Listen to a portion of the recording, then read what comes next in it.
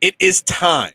My one and only prediction for the Eagles' final record. I don't make 7 different predictions, change it all off season, break down the schedule 19 different times. Nuh-uh. One and only prediction from me. We'll also get Jason's predictions here. Coming to you live, 30 seconds right here on Trending in the AM.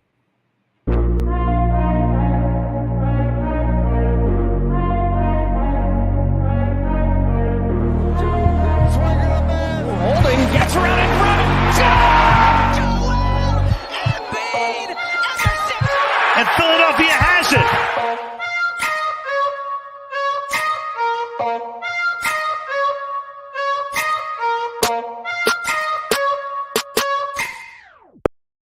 Good morning, everybody. Welcome to Trending in the AM right here on DSM Media Live, Facebook, Twitter, Twitch, YouTube. You know the drill. Like, share, retweet, follow. Do all that great stuff on all social media platforms, and especially on YouTube. Hit that like button. Hit that subscribe button. Drop the comments that are already flowing in the comment section. It helps us build up that algorithm, help us get higher on the charts. More views, the better it is. The more people comment, the more fun we can have on this show. I am Phil Stifle, your host at Beard of Knowledge. I got Jason Voorhees sitting next to me here at Mustang3651. We got lots to go over. So last Friday before the season starts. Next week, we're in football mode.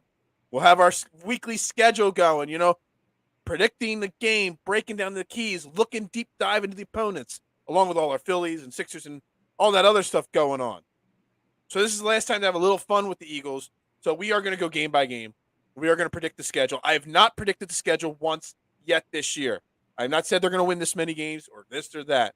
My one and only prediction right here coming your way. Will I say 7? Will I say 10? Will I say 15 wins? I don't know. You're just going to have to stay tuned to find out. Again, real quick, I just want to shout out everybody yesterday. I rolled solo yesterday, and George, Mason, Ed, Anthony. Oh, there were so many guys commenting and flowing. I had a blast, guys. I want to say thank you one more time. It was a blast doing a solo show with everybody being so interactive. Jason, good morning. How you doing, buddy? Doing great, man. Excited to be back. I haven't been on Trending. It feels in like a year. I know it's been great. It's been so much better. No, I'm just kidding. You're good, man. No, I'm glad. I'm hyped. When I saw the agenda for today's show, I got excited because I'm really stoked about this team. And George, yeah. I don't know. I'm gonna set the odds. I am going to set the odds at that at -110, just so you know. But I actually already have it written down on a piece of paper here, George. So I don't know if I can answer that. And George, even though I set the odds at -110, it's not. It's not 12. It's definitely not 12. Just so you know. So you did not just save yourself an hour. You just cost yourself an extra hour because now you have to stay up to see what the real number is. You got to find out what the number is. Real quick, before we get into the schedule, Jason, I want to talk some other just random Eagles, not random, important Eagles news and rumors and things like that have come out over the last 24 hours. First, the new biggest issue, it's no longer safety. We got Chauncey Gardner-Johnson now. Safety is no longer the number one issue on the team. Running back seems to be the number one issue. Miles Sanders finally back at practice yesterday. Got about 8 or 9 days to get himself ready for week 1 against Detroit. But we know the Eagles have been very, very questionable at the running back position for a team that runs the ball a lot. And I know it could be a running back by committee, whatnot, but I've been very concerned about Miles Sanders and him not practicing for so many weeks. On top of just Miles Sanders' question marks as a player. Yesterday, they bring in Trey Sermon, former 49ers running back, Ohio State running back. Actually, was a running back with Jalen Hurts at Oklahoma. I want to get your thoughts because I see people jumping for joy on this Trey Sermon. Trey Sermon was a big bust as a rookie last year. So it's again, everybody freaks out on, jumps for joy on these waiver wire. Every guy cut, we got to bring them in kind of philosophy. People got to remember, when you get cut by a team, there's a reason most of the time you get cut. He was on a rookie deal. It's not like he was, huge cap hit or something like that kind of guy. They could have easily kept him, and they got rid of him. Another heavy running team, Kyle Shanahan's offense. I'm not jumping for joy. I like the move. It's a high reward, low risk kind of move. But I think the people saying that this is going to solve all our issues. Exactly, George. How many running backs that were drafted in the third round get cut after one season? So that just tells me so much right there, Jason. So my initial reaction was kind of the same as you. I was okay. We got a running back, but this guy's there's got to be something there. But I kind of went and started investigating and reading about it, and apparently him and Shanahan butted heads, so that's why he's not on the team. I don't think it's necessarily a lack of talent. Yes, it's a cheap dart throw. It's a low risk, high reward move. I mean, because the guy, let's face it, he's 215 pounds. So to me, he's like a fresh Jordan Howard. We need a bigger back. We've said it numerous times that the Eagles have a bunch of these smaller guys that can, have speed and catch the ball out of the backfield, but they don't have a bruiser. Well, this guy is a bruiser. I love the Jalen Hurts connection because I think that shows you. Well, I don't know if I love it or I hate it for the reason that it shows you that Jalen Hurts definitely has more influence than we think on this team. Yeah, I wanted to bring that up. I mean, it seems like they're bringing in all of Jalen Hurts' people. And it's like, is that because they're committing to him long term or they're trying to make him as comfortable as possible this year? I don't know. But look, Trey Sermon, he is, he is what he is. He's a failed third-round pick. He failed in 1 year. I wouldn't say but I wouldn't call a 1 year guy a failure. So, if they were willing to cut him, you can look at it the opposite way, though, Phil. You have a guy now that you still have control of for 4 years. The Eagles. Do they? I don't know how that works with rookie contracts. I think when you get cut, you sign a new contract. So he might just be here on a 1 year deal now. Well, maybe I'm wrong. It's not like they traded for him, which there were rumors that they tried to trade for him, but they decided to wait and play it out, and he got cut. And they picked him up for nothing. Look, I don't want to spend 30 minutes talking Trey Sermon here. Does it give us more depth and better options week 1 against Detroit? Absolutely. Is it going to be the difference maker? Doubtful. It's not the needle mover that I wanted, obviously. Look, I mean, at Ohio State, he set the single game rushing record at Ohio State his senior year. I forget what the exact number was, 300 and some yards in 1 game. So he can run the football, obviously. And the Eagles have the best offensive rushing line, or the rushing offensive line, or rushing blocking. I can't get the words out. The best offensive line run block team in the league, in my opinion. So if he's going to thrive anywhere, he's going to thrive here. I mean, I wanted Kareem Hunt, and that is still a possibility. They could trade for him mid-season. So I look at this as you shored up a guy. You got a guy that gives you depth, but he is a bruiser. You can't deny that. He's bigger than any of the backs they have on the team. He's a guy that will kind of run straight line. Is he going to be, a difference maker? Probably not. But at this point, I think you can't really complain when we're talking about a third running back that we just brought in when you already have. Is he even going to be the third running back? If Miles Sanders dresses next Sunday against Detroit, he'll be the fourth. He's going to be the fourth guy on the team because you're going to have Miles Sanders out there, Boston Scott, Kenneth Gainwell for his change of pace role. He's literally going to be the fourth guy if Miles Sanders. Look, I said it on Thursday and I said it on Wednesday on the show. Miles Sanders not practicing still was concerning me. I needed to see him practice this week. So they got 1 or 2 practices in this week before the traditional week of a football game set of practices where you got your walkthrough, your practice, walkthrough, day off. He practiced yesterday. So that's good. That's a step in the right direction. And it wasn't just him standing on the sideline in a jersey. He was running plays. He was doing everything. That is good. So that is a sign that maybe Miles Sanders will be ready.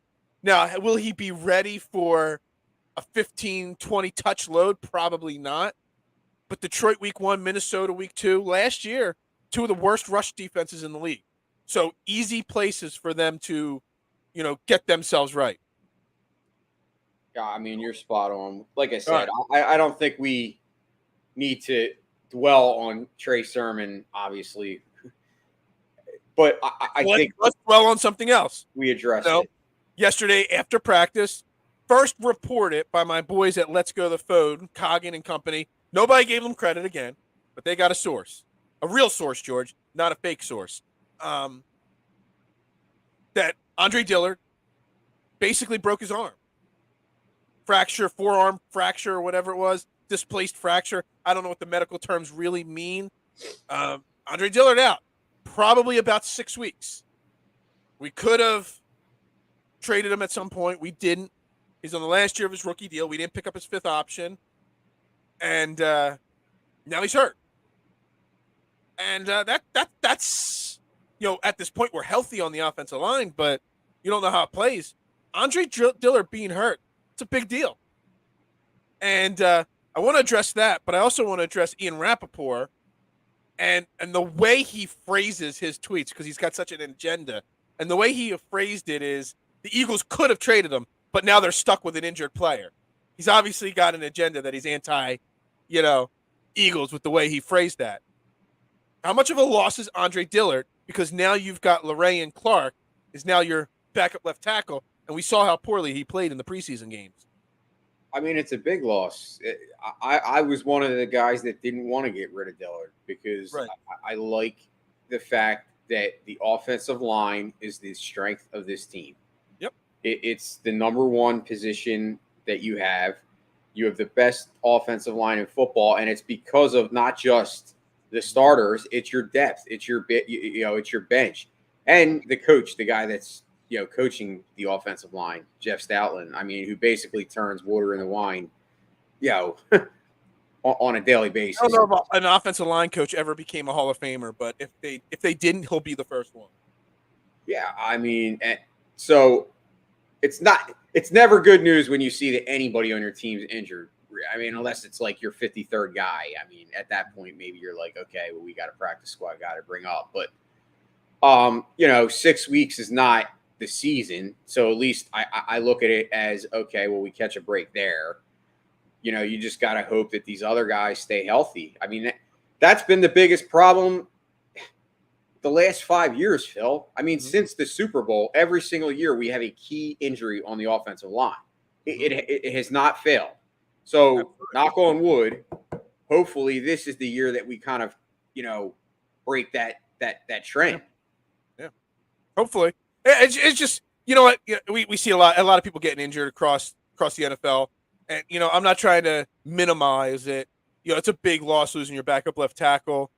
But, there's been some big losses on starting offensive. I mean, haven't the Tampa Bay Bucks lost like 3 starting offensive linemen? And Dallas, they just lost Smith for the season. Sorry, Penelope is coming in to say hello. She's never come in on a show before. Old Man Al's always bothering me in the show, but she just came in. She was barking out there. I didn't know she was happy. Anyway, sorry. Sidetracked by Penelope right there. Yeah, I mean, I guess it could be worse is what I'm trying to say. Yeah, I don't know. George is saying he's not tradable. I mean, I don't know. He isn't tradable now because the trade deadline, he's going to be hurt for the first 6 weeks of the season. He's not tradable now. So you can't get rid of him at this point now. Yeah, I don't want to get rid of him. Like I said, I look at it. I think that everyone is like, we went and got a safety, and now people are still like, oh, who else can we get? Like, dude, like this. I think Howie Roseman has had a prediction that's not 11 wins, George. It might be 15. I'm not sure. This team is set. I mean, honestly, if you think about it, I was reading an article, before the show from Chris Franklin, about just basic camp up. It's not camp anymore. Basic team updates. It had the Sanders, it had the Sermon, the Dillard issues or comments in there. But it also mentioned this team is pretty much set. It's all literally coming down on Zach Ertz. Or not Zach Ertz. I don't know why I just said Zach. Oh, because someone said Zach Ertz in the comments there. It's coming down to Jalen Hurts and how much he progresses this year. This team, at a minimum, is a 9-win team because of last year. But even with the improvements, this team's they're 10 wins, 11. Like, look, I'm joking 15 wins.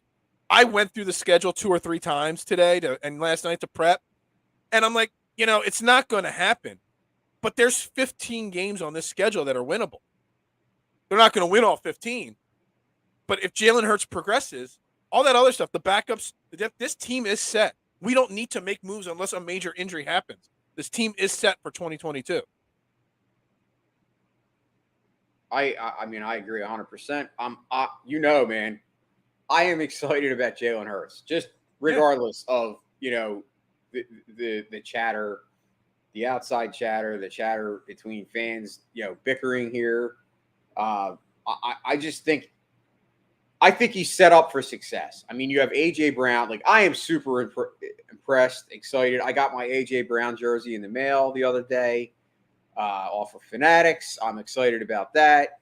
I'm excited about this team in general. I just think Howie Roseman, gets a lot of flack, and including from myself, I was one of the biggest Howie doubters, and I will eat crow today. I've eaten crow probably on a weekly basis and say I was wrong about Howie. I was. I think many of us were. There was many people that wanted Howie either out or were sick of Howie. And now it's like, look what he's done. You can't deny he obviously knows what he's doing. Yeah. And yes, he's made some mistakes. And listen, people make mistakes, but he's righted those mistakes. So you didn't get Jefferson, you didn't get DK Metcalf, but now you have AJ Brown, you have Devonta Smith. Your future's still bright at wide receiver. Exactly. Everything is okay. At that point, it was like hell was going to freeze over. Like we were like in shambles. Like, oh my God, we lost Justin Jefferson. And it's like, okay, AJ Brown might not be Justin Jefferson, but he's a top 10 wide receiver. And to me, that's all you need. You don't need a number one. Right. If you got the 10th best wide receiver and you have another guy that's the 15th or 20th best wide receiver, and you have a tight end that can move up into the top 5 this year, Hurts has plenty of weapons. He just has to use them. And hopefully Nick Sirianni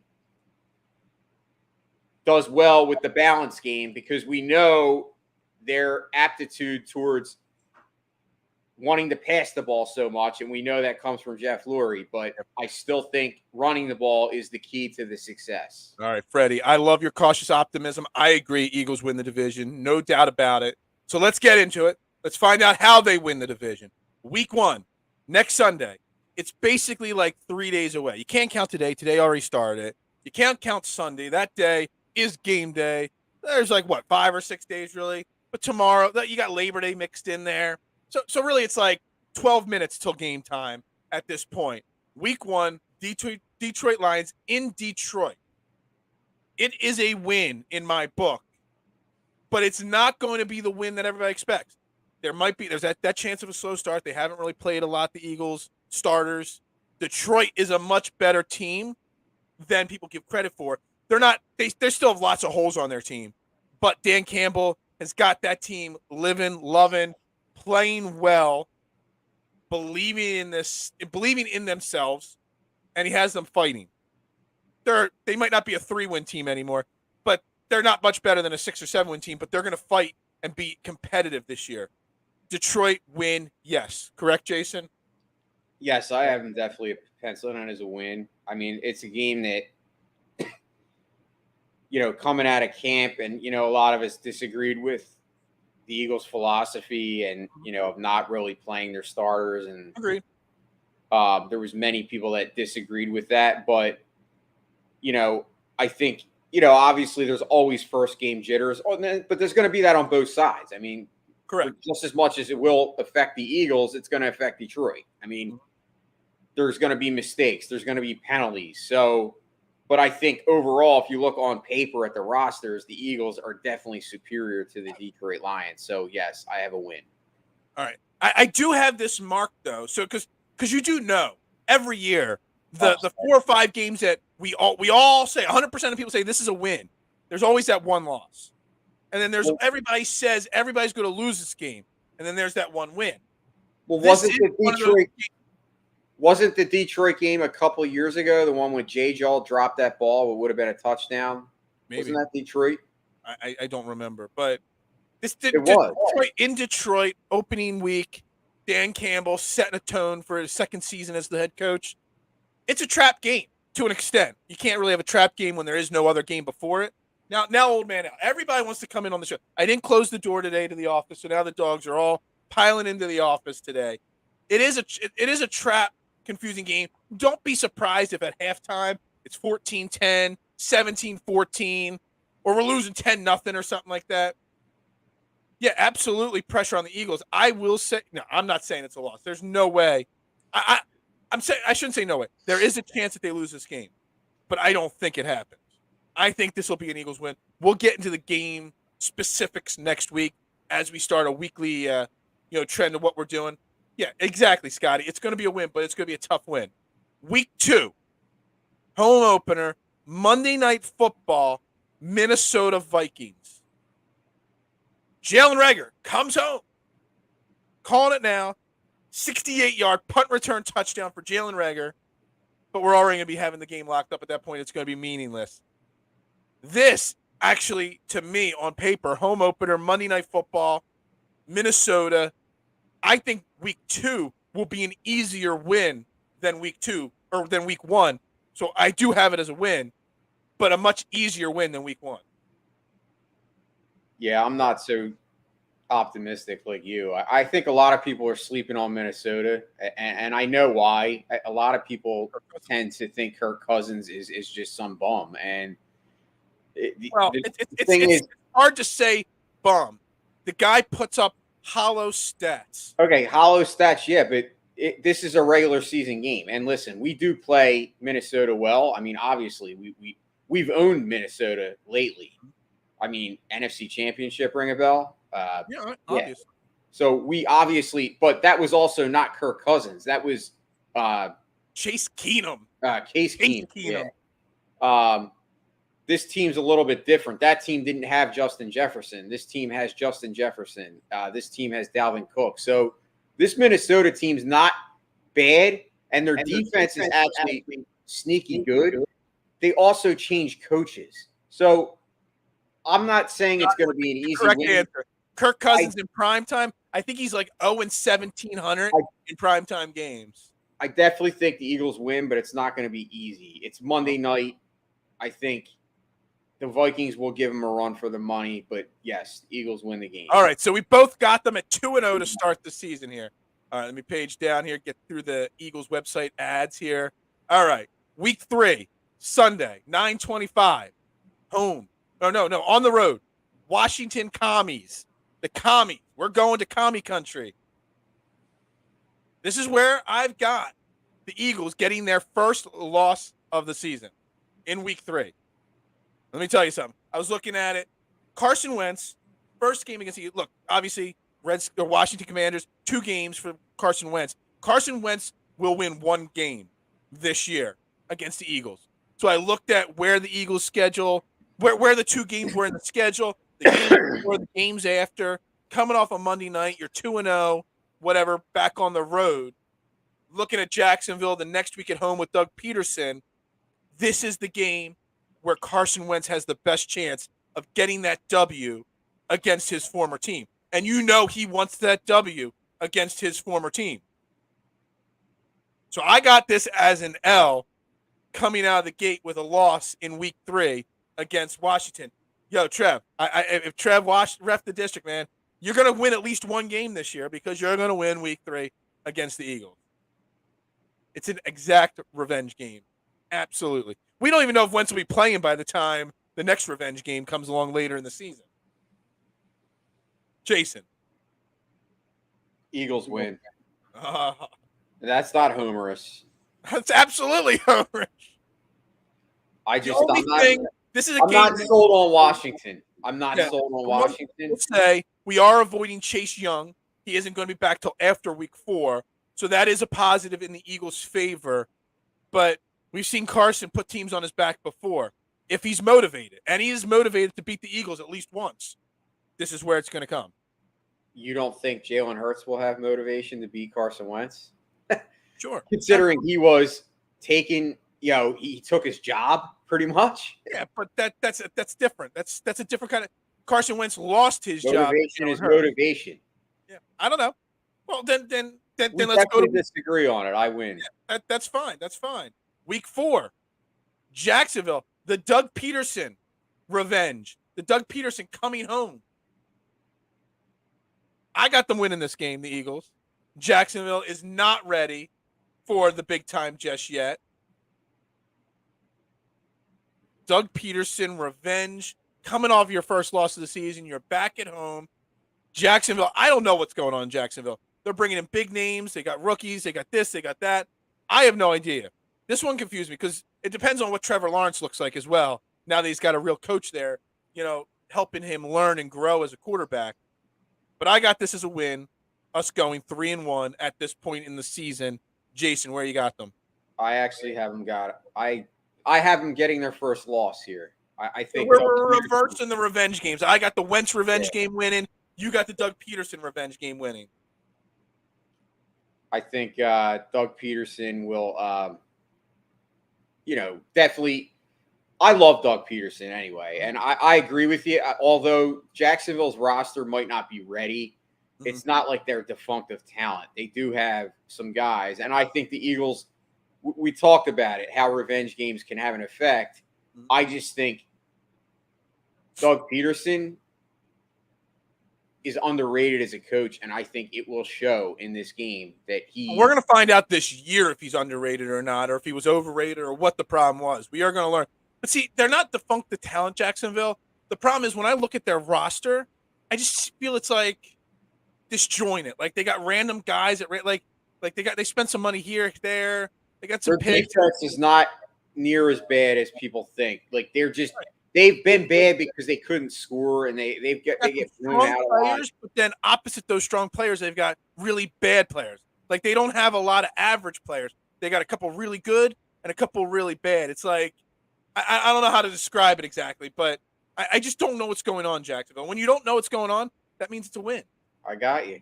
So we're both 3-1. We just got I want to go back real quick here to Scotty's comment here. I could actually see this. Either lose Minnesota or DC, but they will. If they lose to Minnesota, then maybe they do come back and win against the Commies there, week 3. They are going to be 3-1, though, after the first 4 weeks, though. I think we are all in agreement there. All right, week 5. Week 5 and week 6.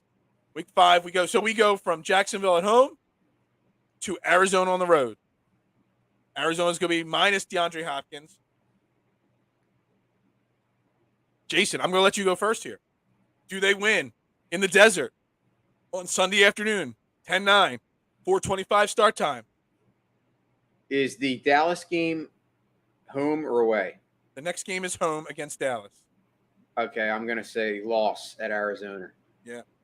Look, I don't want to say it, but I think Arizona, even without DeAndre Hopkins, is once again, I think Arizona, a lot of people were down on them. They said, oh, Cliff Kingsbury stinks as a coach, and that could be true. I agree with that, actually. Well, and that could be true.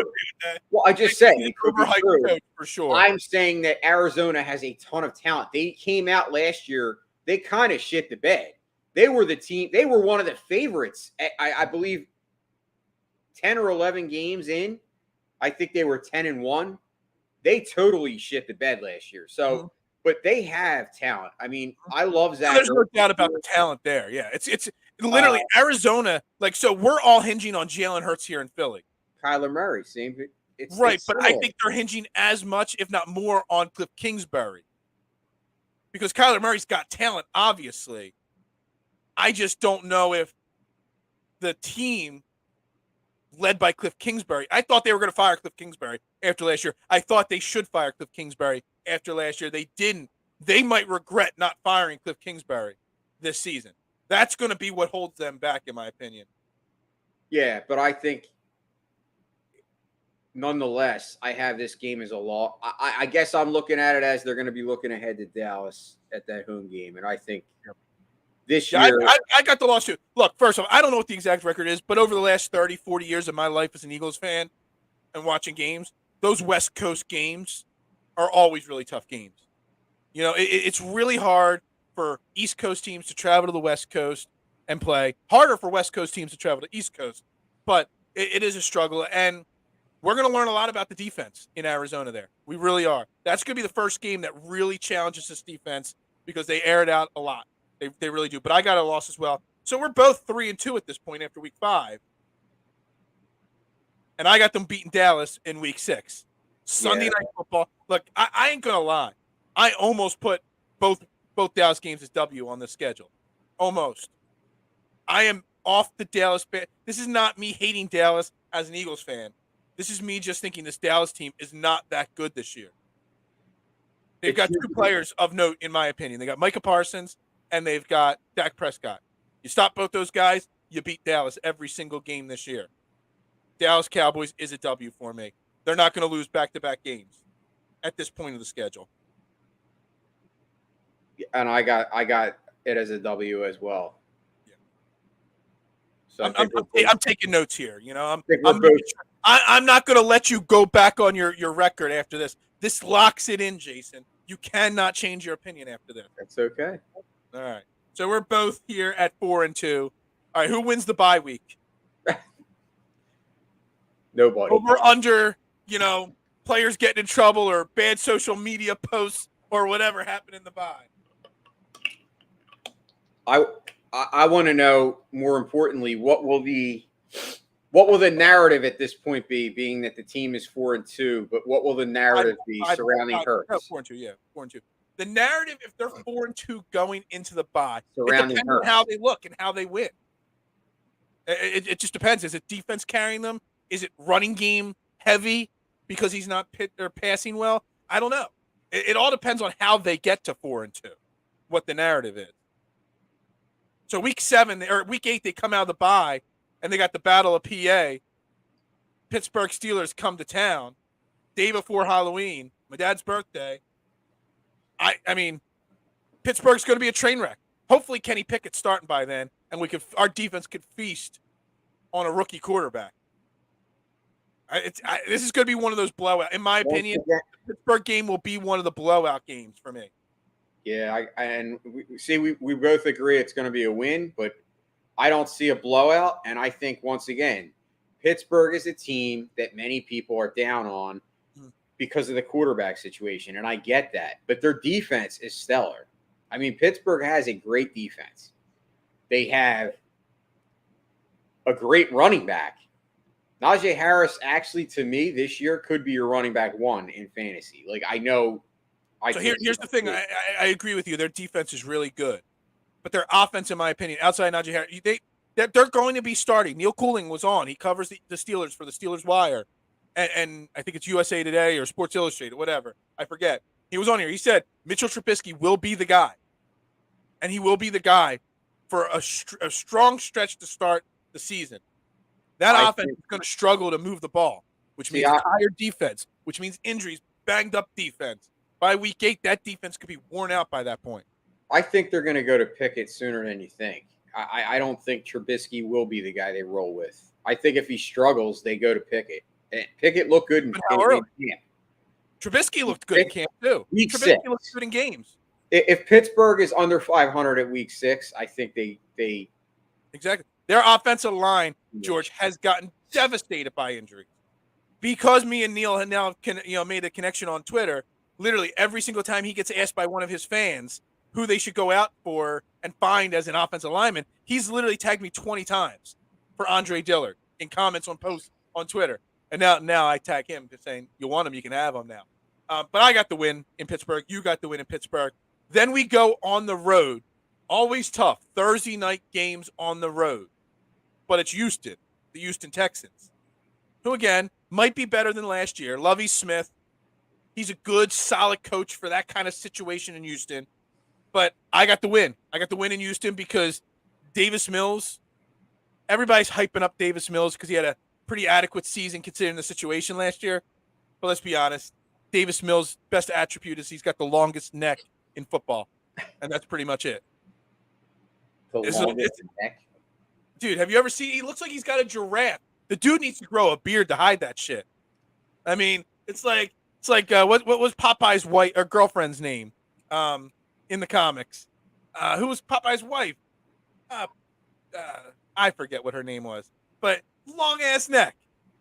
It's a win. They come out of the bye and they win 2 in a row right away here. Yeah, I got this. Church returns home. That's right. Exactly. I got a blowout. Yeah, absolutely. No doubt about it. So now at this point, we both got them only 2 losses. 1, 2, 3, 4, 5. We both got them at 6-2 here at this point. It's going to get tricky after this. Maybe soon. But spoiler, not yet though. Week 10. We're just going to go to week 10 here. Home against Washington. So you go Thursday night, you get a little extended break. Add it to Monday Night Football against the Washington Commies. This is another W for me. Olive. That's right. Olive. That's right. Great pull there. I don't know why I forgot per source. I don't think it was per source. It was a quick Google search there, George. Another W to go to 7-2 on the Eagles on the season. And I got a loss. You got a loss. You had them winning earlier, right? Yep. So you got a loss there. I got a win. Carson does not get 2 wins against the Eagles this year. Who even knows if Carson's going to be playing by week 10? I don't know. I don't know what's going on in Washington there. But I got the win there. You got the loss. I'm 7, so that puts me at 7-2. You're at 6-3 at this point. All right, and now this is where it gets interesting to me. Week 11, home against or away in Indy against the Colts, and then week 12 at Green Bay on Sunday Night Football. At the Colts. Colts are, in my opinion, are going to win their division, not Tennessee. The Colts are going to be a good team this year. Derrick Henry, as long as he stays healthy.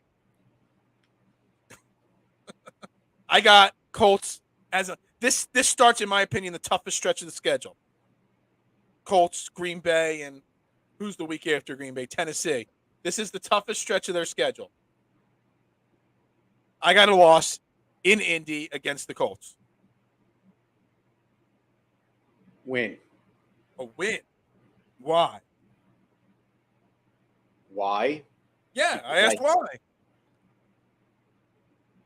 I think the Eagles are superior. I think Indianapolis, I think it's going to be a tight game. Mm-hmm. Very well played. Two good teams. I just think I'm looking at the construction of the and I'm the opposite of Scotty. I think they lose at Green Bay because once again, like I said, I go by how I feel. And a lot of times when I see narratives, like a lot of people saying, oh, Green Bay is going to take a step back without Devontae Adams. Like, I don't believe that. I'm not saying they won't struggle offensively sometimes, but I think that team is better than they've gotten credit for. That defense is stellar. Green Bay Packers. You're saying win against they're going to lose against Green Bay.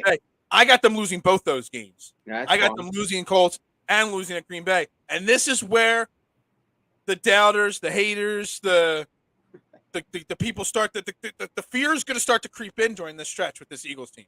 They were 7-2. Now all of a sudden they're 7-4 after week 12. What do I have them at? You now have 1, 2, 3. You have them at 7-4 as well. Okay. You got 4 losses. I've got 4 losses at this point. Yeah, we're both at 7-4, but you don't have them. So I have them losing 2 in a row. Yeah, you have both. You have them losing 2 out of 3 because you got them losing week 10 against Washington, winning and then losing. So you're 1 and 2 and 3. I'm 0 and 2 over 2 straight games there. So that's where I've got them. And this is a really tough stretch. Let's be honest. You know, Colts, Green Bay, and then you follow that up with Tennessee right after that. Another really good team. You're going Jonathan Taylor, Aaron Jones, Derrick Henry. Bing, bang, boom, running back wise.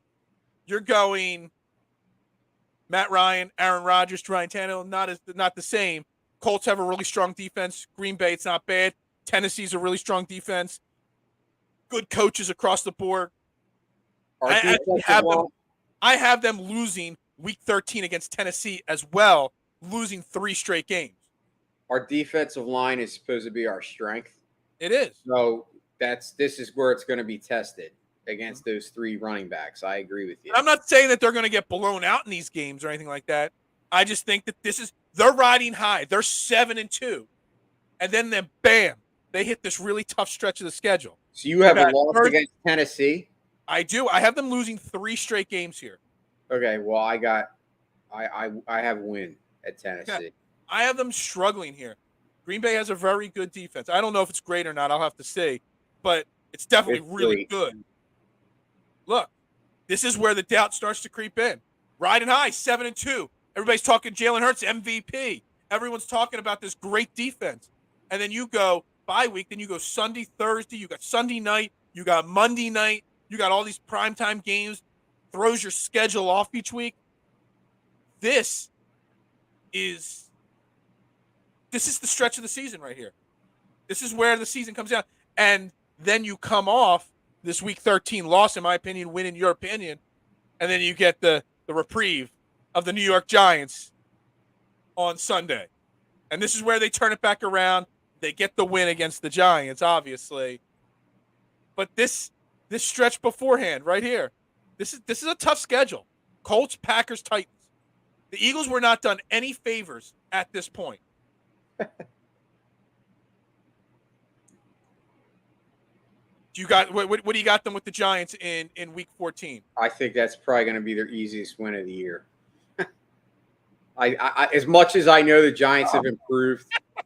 Will Malik Willis be starting by week 30? That changes everything right there. If Malik Willis is starting week 13, then it's a W. Otherwise, no. Ryan Tannehill will probably start the entire season unless he gets hurt. No, it's not going to be Malik Willis, guys. Ryan Tannehill, give the guy some credit. All right, so we both got them winning week 14 against the Giants. And then back-to-back road games, the Giants, and then the Bears. Justin Fields, terrible quarterback. I got them winning against the Bears as well. The Bears are going to be one of the 2 or 3 worst teams in football this year. They will be in the top 5 of the draft without a shadow of a doubt, in my opinion. I got to win. Yeah, obviously. If you would have said loss there, I would have taken you off the broadcast because you have no idea what you're talking about. All right, week 16. Loss. At Dallas. Yeah, I got lost. But hold on, I want to back up for a second here. I had them losing 3 in a row, but then they do come back and get those 2 wins back in 14 and 15. So kind of like a stretch there. But yeah, loss. I got them winning in Dallas, winning home against Dallas, then losing in Dallas. But that's more just, I don't know. You kind of feel like you have to do that, don't you? You can't see them beating both times Dallas. You know, it's just really tough to pick that way, isn't it? I agree. That's why I have the loss. I don't foresee them going 2-0 against Dallas because that's tough, and it's very tough because them being that rival that they are. But I wouldn't surprise me if they win that game. Right. But I agree. I'm putting it as a loss. All right. So then they wrap this season up with 2 games at home, New Orleans Saints and New York Giants. I got them winning both these games. The Saints are a train wreck. They're already – I wonder if they've already called Howie and asked for Chauncey Gardner-Johnson back. They probably offered like 2 firsts to bring him back. They just had one of their players get arrested earlier this week. Maybe it was yesterday or 2 days ago. Because no quarterback from Ohio State has ever played well in the NFL. But Bobby Hoyen, I think, was the last good one, and he wasn't good. I don't even know where he came from. I just thought of his name somehow. Ohio State doesn't have good quarterbacks in the NFL. The Bears aren't good. They don't have a rushing attack. Their wide receivers aren't good. Their defense is not good. They're just not good. I got a Saints win because this team, by this point, will have packed in the season. Michael Thomas, Alvin Kamara will already be done playing for the season. Jameis Winston will not do anything. He might not even be playing at this point. This team is going to have it packed in by this point, and it's going to be an easy win-win to finish the season 11-6. Mike, was he a good quarterback, Mark? I don't know. I don't know. And to go to your earlier comment, that we just went by it. 11-6. That's what I got. I just went game by game. 11-6 here. I got it. So how do you have them closing the season out? I got 2 wins. All right. Let me do a quick tally here. 1, 2, 3, 4, 5, 6, 7, 8. You got them 12-5. I got them 11-6. But I will say, for George's entertainment purposes, just for George, this is for no other listener here.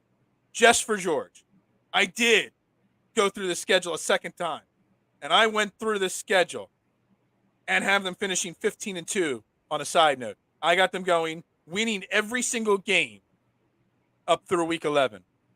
And I can give you an argument where they can win every single game up through then. They could beat the Commanders. They could beat the Texans. They're better than the Steelers. Cowboys at home. They could beat the Cardinals, hypothetically. Jaguars, they could beat. Washington, they could beat. Minnesota, Detroit. I found a scenario where they could go 10-0 to start the season. Lose to the Colts, then win a bunch of games in a row, have a letdown against the Giants, and then close out with 2 wins. I've got a scenario in my head. It's not believable. It's not probable where they could go 15-2 if Jalen Hurts plays at an MVP level. Oh, man. How insane is it to think that they could go 15-2? I mean, listen, the 2017 team was well on their way to that before Carson went down. And we saw, I mean, obviously they won the Super Bowl. So I think anything is possible. It's highly unlikely. I think 11-6, 12-5 is a good prediction. I think that's right about where this team's going to be. And that puts them as the division leader. Can you foresee anyone else in this division winning 11 or 12 games? No. I think Dallas maxes out at 10, but it's probably around 8 wins for me because of the injuries and the issues with that team. The Giants are 6 to 8 wins, probably closer to the 8-win level, in my opinion. I'm not saying they're going 15-2. I'm saying I could find a thread of hope that it's possible. Yeah, they're favored in 13 of their games so far. Exactly. I wonder what happens if you hype up a team too much based on talent. Oh, my God. Negative Nancy. Come on now. I'm just trying to have a little fun. We got to have some positivity. 11-6 is my prediction, not 15-2. I'm just trying to give you a little entertainment. Little entertaining. It's not entertaining, obviously. It's obviously not entertaining. But Dallas, Washington, what are they capped out at? 9 or 10 wins, in your opinion? So 11 wins means if we're at 10 wins going to week 17, that there's a chance that week 18 will be meaningless for the division. Now, it won't be meaningless for playoff seeding. They could win. They could probably get to the 3 seat with 11 wins, possibly. So they would need that win for that. But I honestly think 11-12 is serious. Yes, and it's a great question from McGinn. We predicted this, okay? The schedule. We went up and down it. Where is there a game that you predicted a win that could be a loss, or a loss that could turn to a blowout that can really change the season? Is there a game on this schedule that you think could change the tides in a negative way of the season? Going by what we predicted, or is this outside of our prediction? What game could be the horrible loss that they have this year? There's always one loss that everybody predicts a win, that they just get smoked. They play bad. The Steelers. I think the Steelers. Why do you think I left it up on the screen? Coming out of the bye, Pittsburgh or Houston. I think one of these 2 games right here could be that horrible game that just we've seen it in the past with Pittsburgh, where even Pittsburgh hasn't been totally better than the Eagles, and they've blown them out. Wasn't it last year or 2 years ago? I can't remember. It's so hard year to year to remember these games, but I know there was a game where Pittsburgh blew us out. Pittsburgh, Houston could be that stretch. One of those 2 teams. It's never easy playing on the road. I remember a year or 2 ago watching a random Thursday night football game, and the announcers were saying, like, the record of road teams on Thursday night football, it's insane. It's like 70% home team wins. At least it was like 2 years ago. So, maybe you win a close one against Pittsburgh, then you go on short rest to Houston. Jalen Hurts is home. His family and friends, he's doing that kind of obligation. Yeah, any L against the Commanders? Isn't that horrible? I don't know. Any given Sunday, or Thursday, just or Monday. If it's not one of these 2 games, that's the horrible loss, Matt. I'm gonna go. I'm trying to page up, but I'm on StreamYard, not the schedule. I'm on the wrong page. I'm like, why isn't it working? This game right here could be the horrible loss of the season.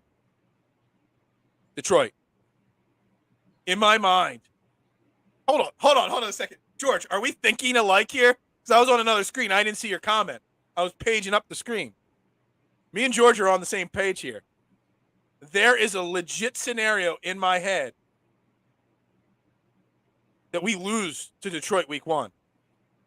Dude, I'm not going to lie. I was thinking the same thing. I mean, that's why I said, like, I think there was a loss early in the season.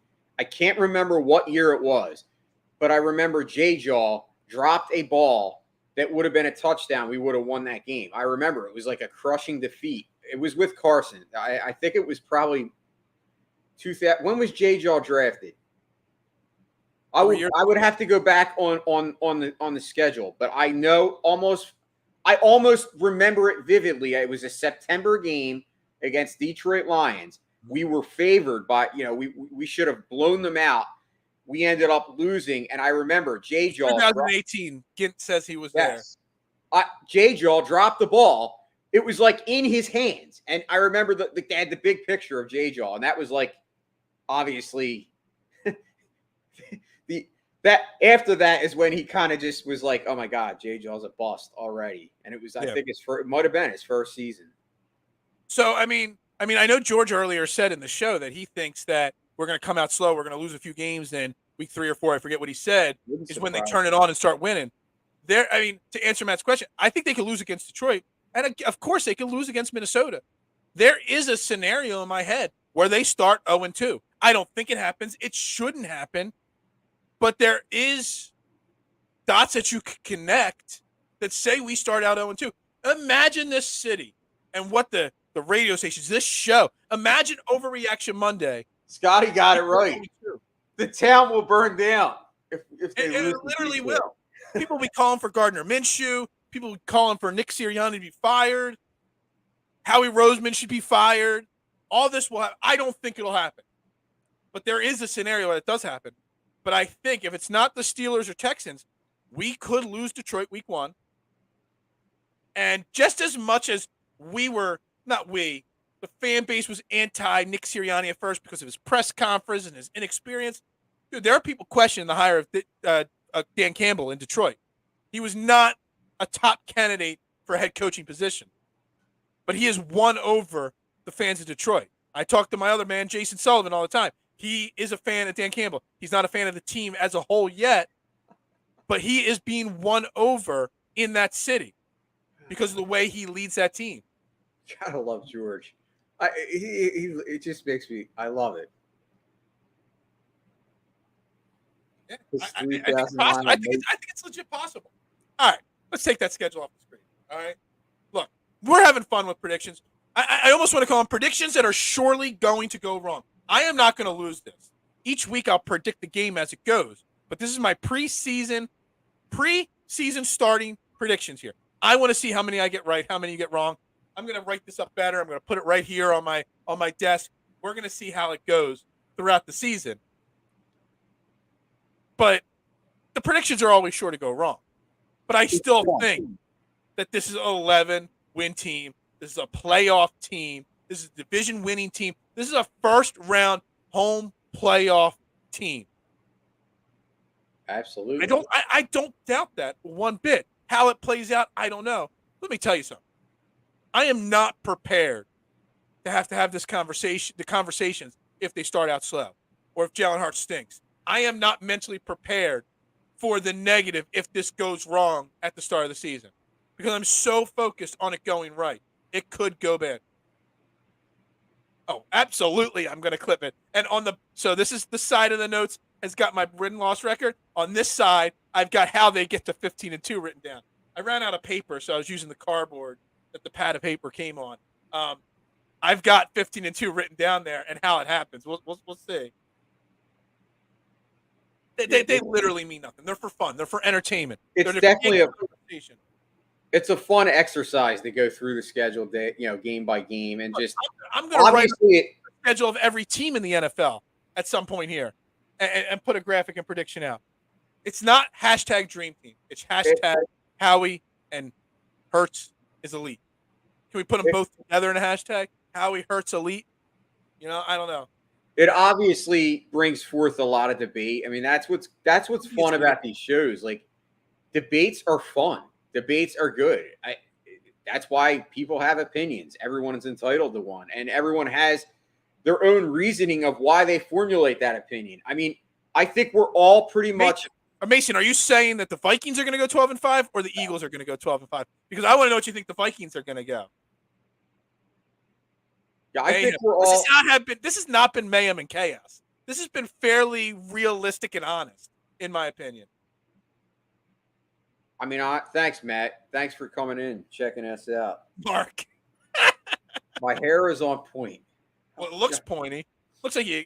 Yeah, Mark, you ever see the guys walking across nails on a bed of nails? I wonder if we could do that with Jason's hair. Walk across a bed of Jason's hair. Would you be able to make it across the head of hair? I don't know. Epps is elite. That's right. Can we get a Jason's hair is elite hashtag going too? Vikings will not be over 500. He's going to say 10-7, Mason, the Viking fan. I don't know. I don't know. Not sure. Somewhere around 8-9, 9-7, probably for the Vikings. I'm gonna do a full schedule or full NFL team prediction here, and I'm gonna do a graphic and do it real quick. We didn't do it. We don't have time to really figure it out. But if you had to predict under the gun right now who makes the Super Bowl, who would you predict? So I've thought about this long and hard. I have the Bills going to the Super Bowl. I have the Bills versus the Rams. And I think the Bills are going to win. Finally. Scotty, who's KC in the Hoopers Anonymous? I don't even know which team KC's in. I didn't even know KC was one of the teams. Kirk Cousins is not a leader of men. 8-9. Bills, Eagles, book it. Dude, if it's a Bill, look, I love making or bets. If it's Bills, Eagles, Mark, I will shave my beard. If the Eagles play the Bills in the Super Bowl, I will shave my beard live, wherever. I'll do it on location somewhere. I will. I will. I will shave my beard if it's a Bills Eagles Super Bowl. Guarantee it. Thinking the Vikings make a playoff run. I don't know. Maybe. Love the Bills. Scott. Okay, I didn't know who that was. I was asking Dylan the other night who everybody was. I have no idea who half the players are on the team. Broncos. No, not at all. Not at all. No. I want to say the Eagles are going to make the Super Bowl. I don't know. I say, why the hell not the Eagles make the Super Bowl? I mean, the Rams may take a step back. It's hard to repeat. I have the Rams Bills, but I have the Bills winning it. It's hard to repeat, even get back.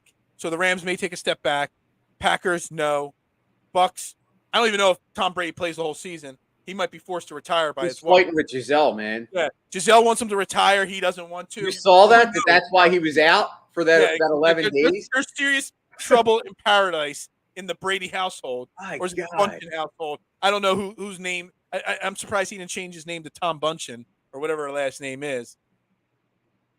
Packers make the Super Bowl after Tay Adams. Just so Rodgers. I like it. That's a bold prediction, and I wouldn't be surprised. Don't sleep on Aaron Rodgers. Relax. If my man George could say the Broncos are going to the Super Bowl, I'm guessing he's saying Broncos Rams in the Super Bowl. I'm going to go bold and say Raiders Eagles Super Bowl. We are going to have a repeat of 1980 whatever one. We're going to repeat that Super Bowl this year. Raiders Eagles. I'm all in on the Raiders offense, so why the hell not? I don't like the Bills. I don't buy the Bills. I don't think the Bengals repeat. Maybe the Chiefs make it. Maybe. But that AFC is going to battle it out in the playoffs. I'm going to go Raiders, Eagles, repeat Super Bowl.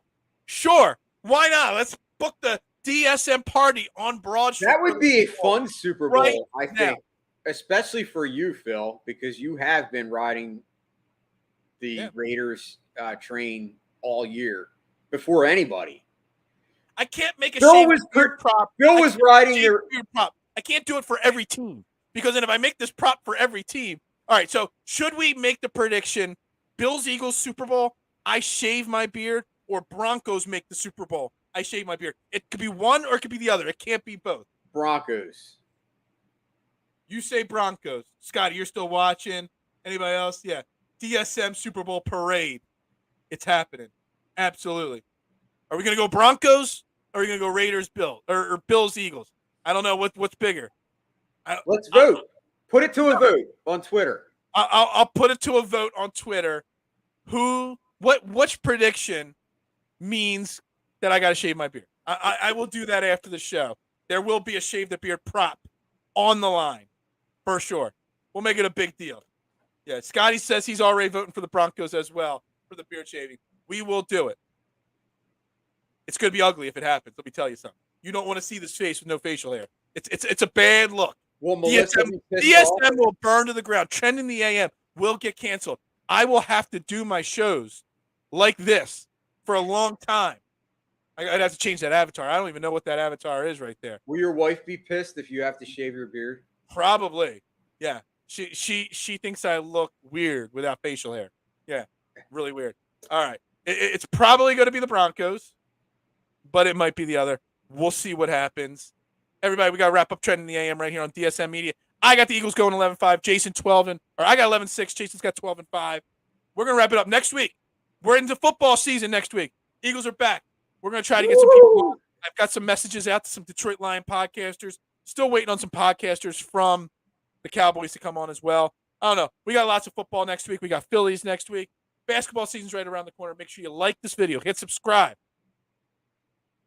We'll be back next week with another episode, another week of Trending in the AM. Y'all have a great weekend. Enjoy your Labor Day weekend, yo. Go Birds. Go Birds. And Philadelphia has it.